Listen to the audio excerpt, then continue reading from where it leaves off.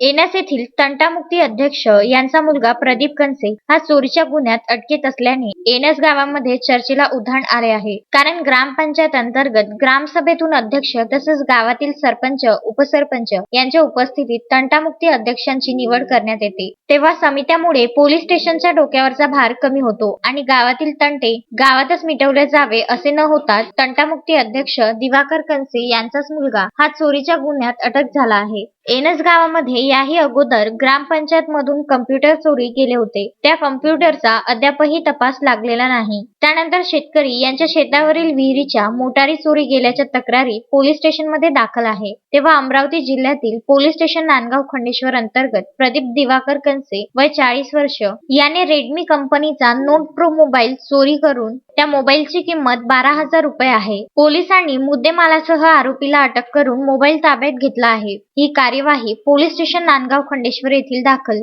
अपराध क्रमांक 61/2021 कलम 380 भादवी चोरीचा गुन्हा दाखल करण्यात आला आहे. पोलीस अधीक्षक डॉक्टर हरिबालाजी एन, अपर पोलीस अधीक्षक श्याम घुगे यांच्या मार्गदर्शनाखाली पोलीस निरीक्षक तपन कोल्हे यांच्या आदेशाने 28 एप्रिल रोजी गोपनीय माहितीनुसार कार्यवाही करण्यात आली आहे. तंटामुक्ती अध्यक्ष यांचाच मुलगा चोरीच्या गुन्ह्यात पकडला जातो तर गावातील तंटे काय सोडवणार असे तर्कवितर्क लावले जात आहे. असे असताना पोलिसांनी कसून चौकशी केली तर काही गुन्हे उघडकीस येण्याची शक्यता नाकारता येत नाही, असे एनस येथील नागरिकांचे म्हणणे आहे. प्रदीप रघुते, विदर्भ न्यूज, एनस.